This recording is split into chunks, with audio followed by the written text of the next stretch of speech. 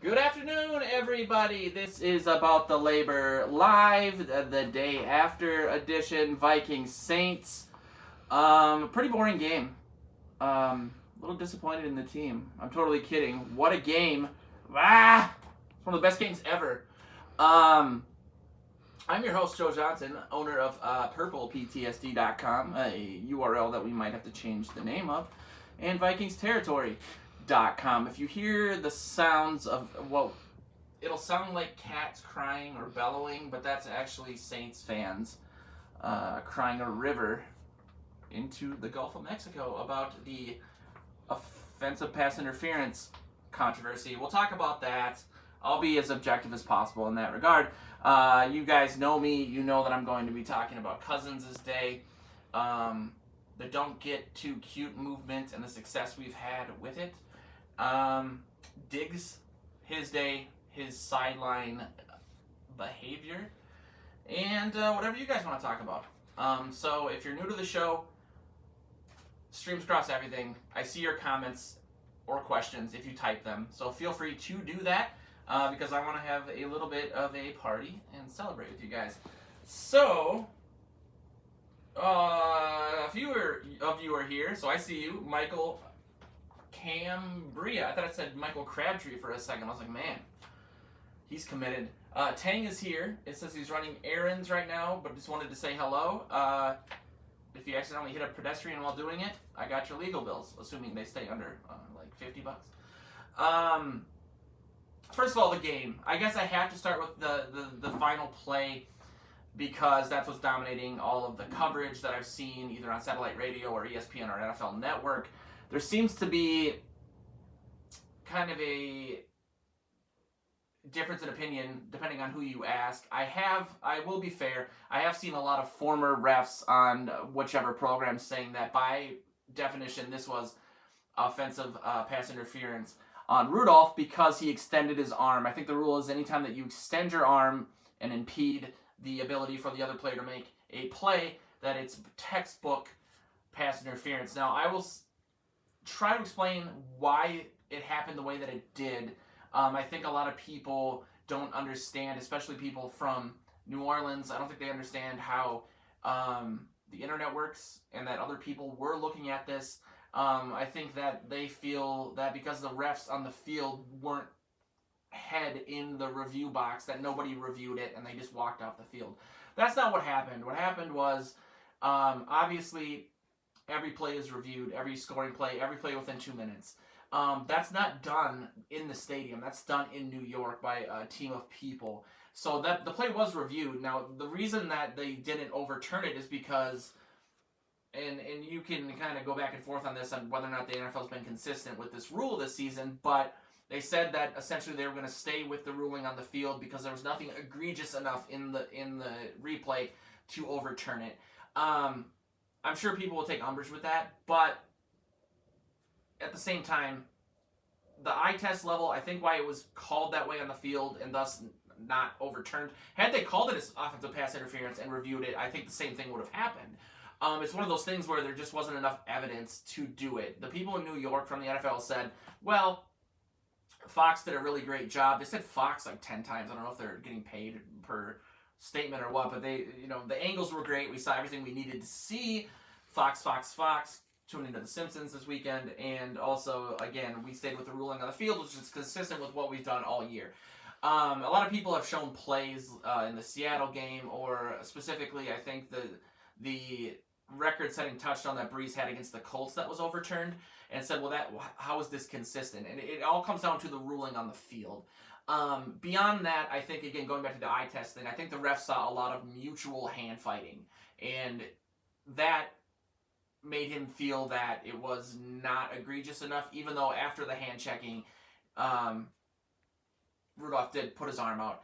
I initially thought it was all bullshit. If you watch my live response to the final play of the game, I was very, very happy that it happened that way because I do feel that if you've seen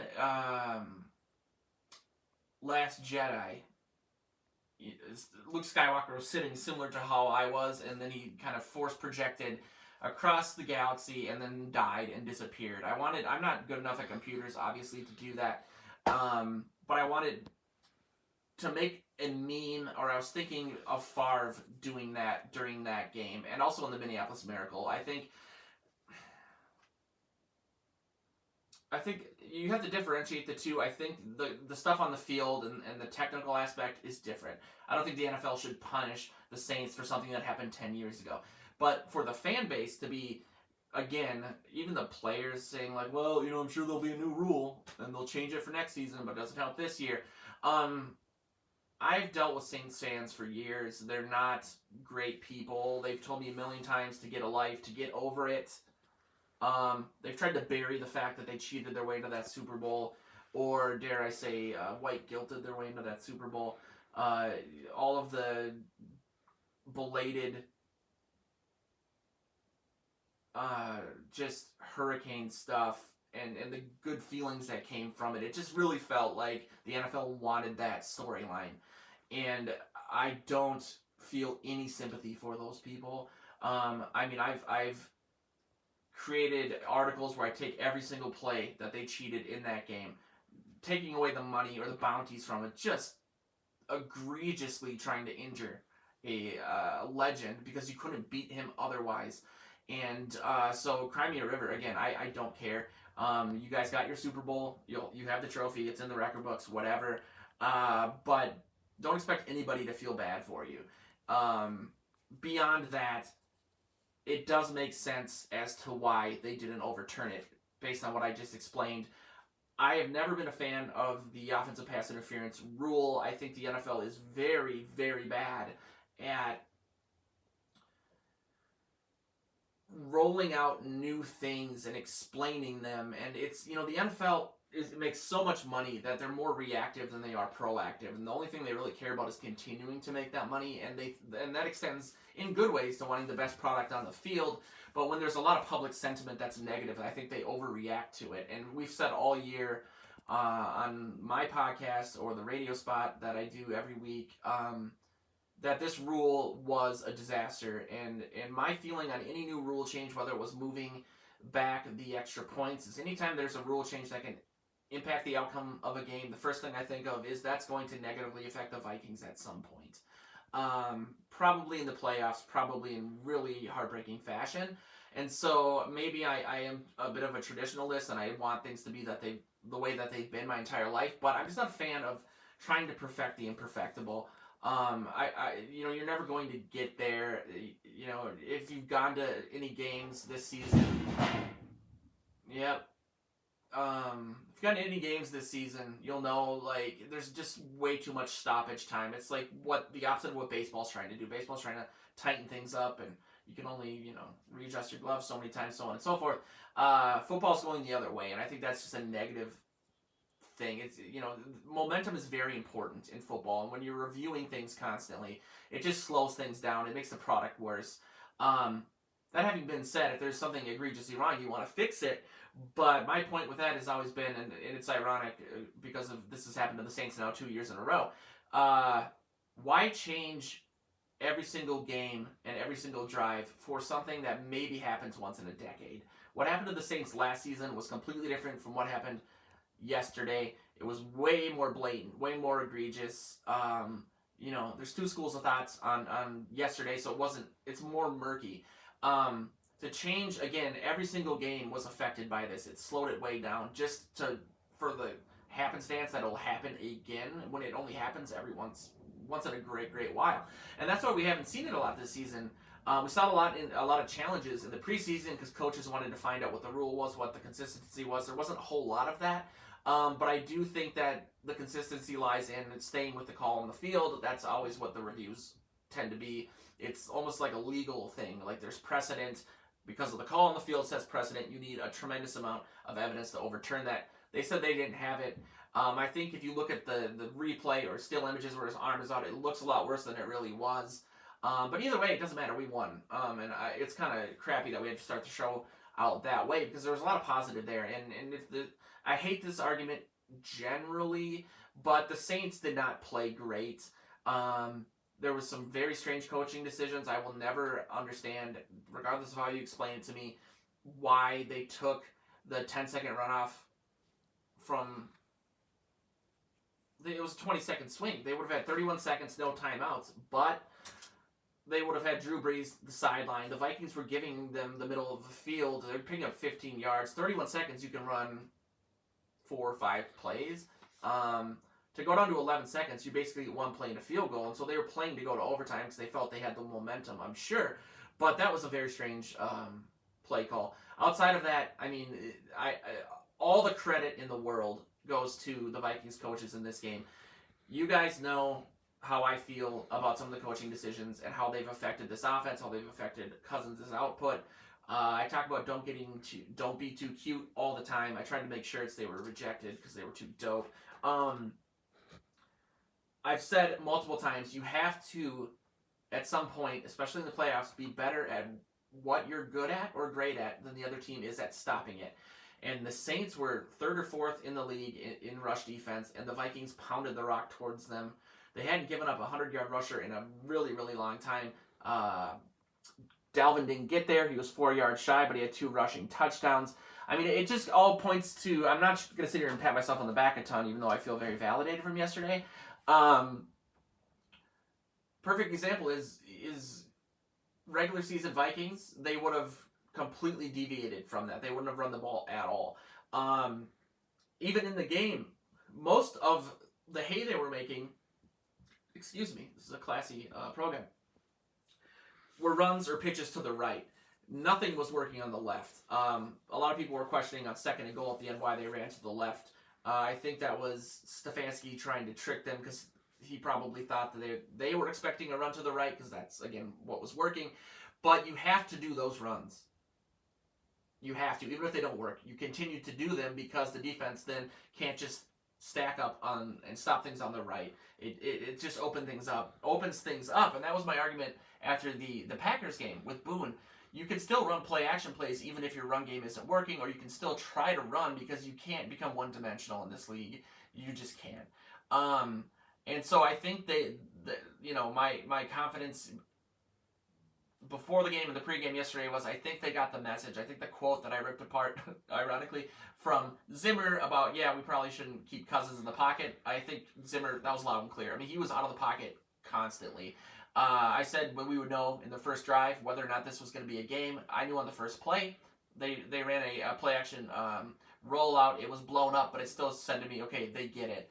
So I still want to give them a ton of credit for that. I don't want them to deviate from that against the 49ers because it's clear that this is what works. On the other side of the ball, Zimmer hasn't had the best track record in big spot games. His defensive game plan was masterful. He made Brees look confused, off. I mean, that's a really hard thing to do. He was doing things that we haven't seen as fans, putting Everson Griffin on the inside, just running things that were like, even for a guy like Brees, a student of the game, he's going to be 41 years old in 2 weeks, clearly it disrupted him. And I think that, I haven't heard this elsewhere, but my theory was, Brees is under 6 feet tall. He's got a very particular way of getting rid of the ball. He can't throw over the top of the line. He's got to find his angles and his lanes. It's kind of the same reason that Cousins last season was struggling with all those batted balls. He was like historically getting a ton of balls batted down, and it's because he's not that tall. I think when you switch that up, you switch those lanes up for Brees, and it just screwed everything up. Beyond that, everybody played great. I'll even say Xavier Rhodes had a good day outside of the blown play that he had on that double move. This game really came down to that, and their inability to stop Taysom Hill was a little bit disconcerting. But, to hold Michael Thomas to 70 yards is astounding. Alvin Kamara had 21 yards rushing. What? Zimmer deserves all the credit in the world. I am so happy. Because as negative as I may have seemed at times, it came from a place of frustration and a place of knowing this team can do these things. There's no reason why they shouldn't be the class of the NFC. It's just almost as if they're getting in their own way. And it just felt like everything came together at the right time. They understood why they were struggling. If you look at Cousins this season, the offense this season, just the outcome of these games, the averages are so misleading.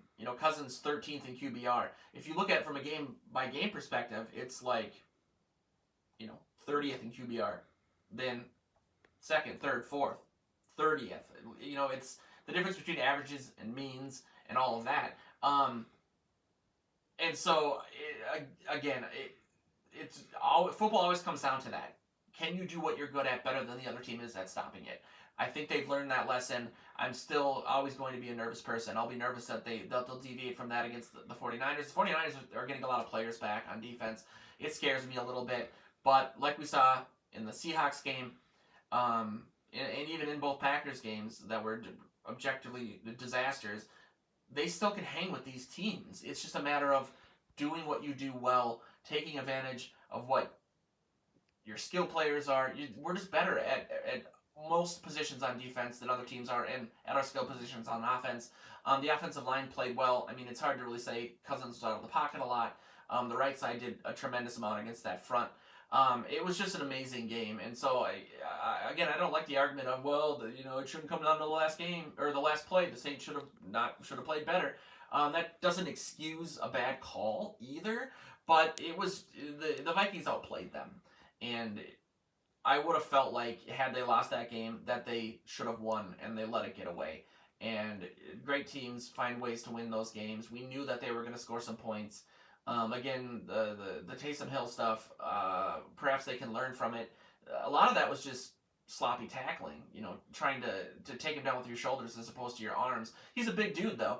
It does show me one thing, and not to get negative and get too far into the future, but it does show me why I'm terrified of Lamar Jackson should the Vikings make it to the Super Bowl. But I feel very strongly that they have a good shot. Again, the Seahawks should have won that game, had the worst third quarter in the history of the NFL, still worth it 4 points at the end of it. The Packers don't look that great. It's going to come down to the 49ers. This game will be tougher than the NFC Championship game, outside of the curse that we have there. So I'll look at a couple of your guys' comments, assuming that there are any. I see a few people that it's their first time. Welcome, Dobzy. I thought it was Dobby. I was going to give you a sock so you could be free. And Michael Cambria says, looks like the Saint defender had his hands on Rudolph. Rudolph looked like he wanted to break free from the defender's grasp. Yeah, I think that's the mutual hand play that ended up negating in the ref's head what happened. If a lot of refs, more than others, are saying it was textbook offensive pass interference, I will say they should have called it, but they didn't, and then they stood by the call on the field. That's the way it works. Again, boo-hoo. This is an organization that literally paid its players to injure the other team. It predated the CTE era a little bit, but you would think that, and it's the same coach, so, Greg Williams is gone. He took a lot of that heat. Sean Payton knew what was going on, and he knew what the game plan was against the Vikings in 2009. And you would think that these guys who've coached and played football for their entire lives would understand how awful that is. Beyond wins and losses, these guys, as we've seen, can get paralyzed. You hurt a guy, you're not only hurting him physically, you're hurting in the time, in the moment, you're hurting him in the future. You could really hobble somebody. You could hurt them mentally. You could hurt their family by limiting their income. It's just awful on that level. And so again, that doesn't necessarily say that there's a makeup call 10 years later in terms of football on the field, but these fans that were chanting, and I did a video at the time, have some self-awareness, for the love of God. You guys have spent 10 years trying to erase any comment or mention of what happened in 2009. And again, you had your Super Bowl, we haven't won one, but I would rather lose than win one that way, and I mean that. I would do almost anything for the Vikings to win the Super Bowl, but if they did that, oof, I don't know. I did want to talk a little bit about Diggs as well. I love Diggs. He has been my favorite player on this team for a while. I pat myself on the back a lot, and that's not the point of me saying this, but I'm saying this because not to show that I'm right, but rather just to show how much I like him. When he was drafted in the 5th round, the first thing I said about it was he's the steal of the draft. You know, I knew of him. I think it was either that year or the year after that Maryland became part of the Big Ten. It might have been retroactive, but there were a lot of people when I used to be heavy on Vikings Reddit that came over from the Maryland football subreddit and talked about him before the draft, and he had some injury issues. I think that hurt his draft stock, but they talked him up tremendously. I watched a lot of his highlights. I'm not gonna say tape. I always think it's kind of gross when guys are like, "Yeah, I was hitting up the tape," as if they're like at TCO. If you're on YouTube typing things in, you're not watching tape. I mean, some guys have all 22 and all that, but I'm not gonna say I'm watching tape because I'm not. I've always loved him, but he needs to dial it back. I understand that wide receivers need that. Having a bit of narcissism helps them because it's such an individual position.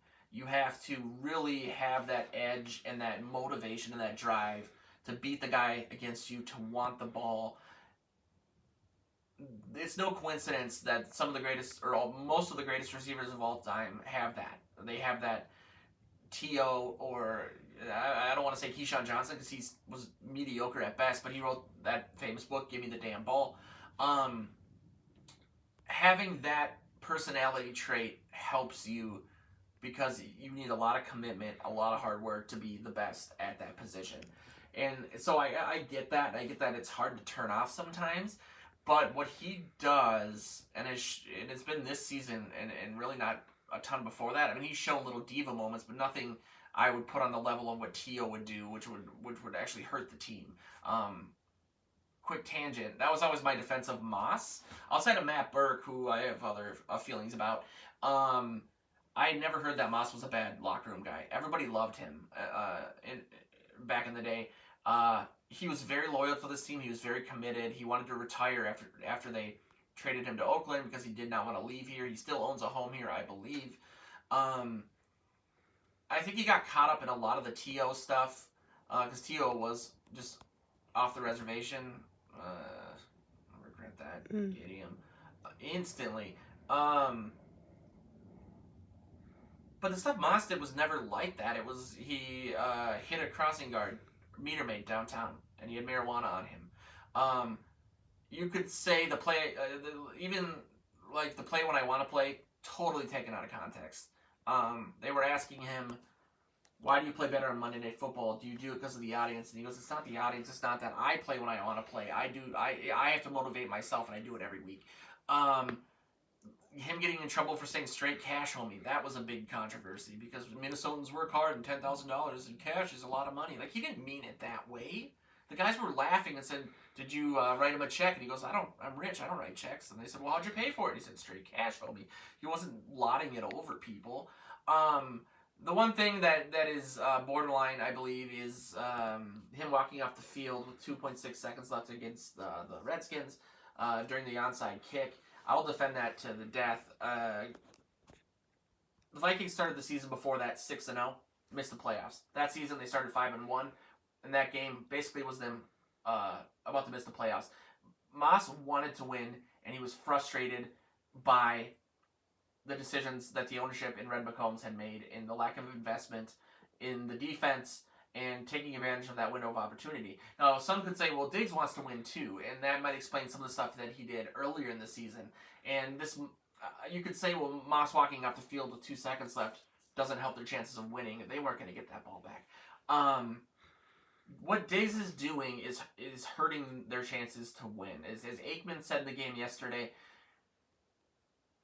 Cousins has enough pressure right now in the Superdome, in the big spot. He doesn't need you doing what you're doing. Now, I feel like when they showed the conversation they had and Diggs patted him on the neck, that could have been interpreted as them being fiery and saying, let's do this, whatever. But when he threw his helmet in frustration, I mean, that's just, I don't understand. You're winning. You're in the playoffs.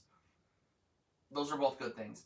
If he's mad about his stat not being enough and how that might hurt him financially, the Vikings gave him a gigantic contract based on potential, not on output. He's statistically paid per dollar way more than anybody else that's in the top 10 for wide receivers. And that's by, there's a myriad of issues, and I can understand why he'd be frustrated by the offensive coordinator changes, all the different quarterbacks. The Vikings believed in him enough to give him money and said, you know what, if we had a more stable quarterback, you'd have better numbers, therefore let's give you a big deal for a wide receiver. But they're winning. He has his money. They're in the playoffs. They were winning that game. That just, point being, is him being selfish. Him wanting the ball, him feeling like, well, I'm working, I'm getting open, why am I not getting the ball? It doesn't work that way. I feel that Thielen and Cousins have better chemistry at times, but Diggs got a lot of, it was Diggs all season. Thielen was missing for how many games? And so for him to go from that, and then all of a sudden Thielen's back, and now he's pouting again. I thought him and Thielen were like besties, and that they were always like, well, he got his, now it's my turn to get mine, and they're always supporting each other. It's just, you don't need that, man. You don't need to do it, and I love him. And I understand being frustrated and all that, but again, you can't have that. You just can't. It was one of the reasons I didn't want Jalen Ramsey outside of the 2 first-round draft picks. It's like, if a coach tells you we're not reviewing a call, you don't spaz out on the sidelines for the cameras to see and like swear and scream at the coach about it. That's not a good teammate. That doesn't help. And so Diggs does that from time to time, and it bothers me. It's not like they were getting blown out. They were winning at the time. So dial it back a little bit. And the only reason I'm saying this so emphatically is because apparently everything I say, the team does at this point. Don't get too cute. They didn't do it. Use Cousins to his strengths. They did it. Run the ball, even if you're going up against some god-level team, they did it. So your guy, point being, you're welcome. I get it. I'm kidding, kind of. How do we win on Saturday? Alex Schmidt says. God, yeah. The more I think about it, it's a roller coaster of emotions for me. My initial response in my central nervous system is to panic and to think of the worst possible outcomes. I think that defensively, there's a lot that you can do to get Garoppolo off his game. He's had his moments, but he's still, especially towards the end of the season, been up and down. I really think we match up well against them. They don't have the experience that this team does in the playoffs or in general, the continuity. They may be a year ahead of schedule in regards to opening their window, but getting pressure on Garoppolo is going to be incredibly important. Making them one-dimensional, shutting down their run game. They have a pretty good run game there. Defensively, or offensively, when they're on defense, you got to just keep doing what you're doing. I would love to do, get them out of man coverage, get them into zone, and run a lot of misdirection screens the way that we did against the Cowboys. I think we're going to see a lot of that. Cousins early in the game yesterday was hanging in the pocket and taking shots. He did a lot of that in the Cowboys game, setting up delayed screens. So I'd like to see more of that. We didn't see a ton of that yesterday, but for the love of God, just get Cousins out of the pocket. Do more of what we did yesterday. Keep running to the left and to the right. That's like the lamest analysis ever, but you have to stay committed to what isn't working to set up what does.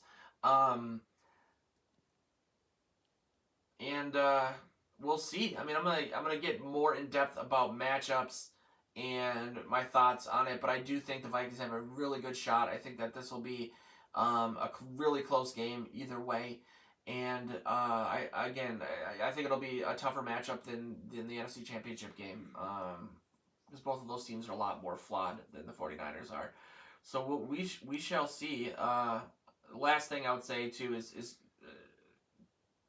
do a lot of heavy personnel stuff. 2 tight ends, I formation, 2 running backs, or running back and a fullback, so on and so forth. Power football, what Zimmer claims he's always wanted, old school power football. With that though, this has been About the Labor Live for the 6th of January. What a game. We did it, you guys. Skol.